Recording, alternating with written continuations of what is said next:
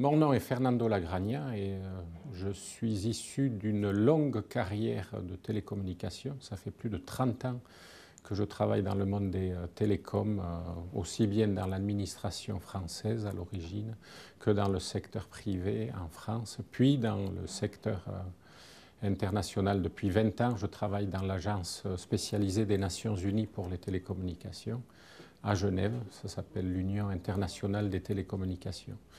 Et donc, après avoir travaillé plus de 30 ans dans les télécommunications, je voulais deux choses. D'une part, utiliser cette expérience pour la théoriser un peu plus, disons. Et d'autre part, depuis toujours, j'ai souhaité enseigner. Et donc, c'est pour ça que je souhaitais passer un diplôme qui me permettrait d'entrer dans l'enseignement. Alors, ce DBA de Grenoble a deux particularités, je dirais, fondamentales par rapport à mon choix. Le premier, c'est que c'est une école qui a une réputation en matière d'innovation et de technologie. Et donc, venant d'une carrière technologique, c'était un atout d'avoir une école ou un monde académique dont la culture n'était pas trop lointaine du monde de la technologie dont je suis issu. Et le deuxième élément, c'est le fait que Grenoble a j'allais dire, des campus éclatés, et en particulier le fait que l'on puisse faire une partie des activités à Genève. Par les différentes publications que j'ai pu produire, j'ai pu élargir d'une part mon réseau professionnel à d'autres entités, d'autres chercheurs, d'autres entreprises.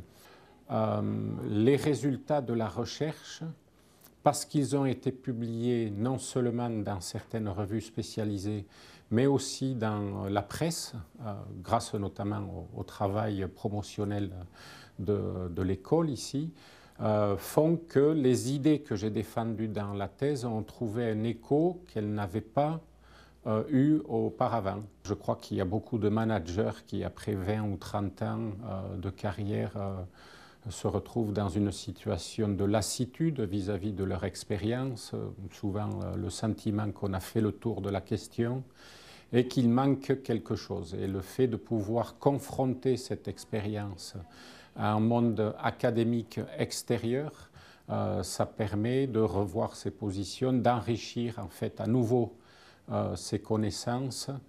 Et aussi, reconnaissons-le, c'est le fait que l'obtention d'un diplôme de cette envergure est aussi un facteur humain et personnel et de reconnaissance professionnelle qui est un excellent moteur pour la motivation de tout étudiant, même de 50 ans et plus.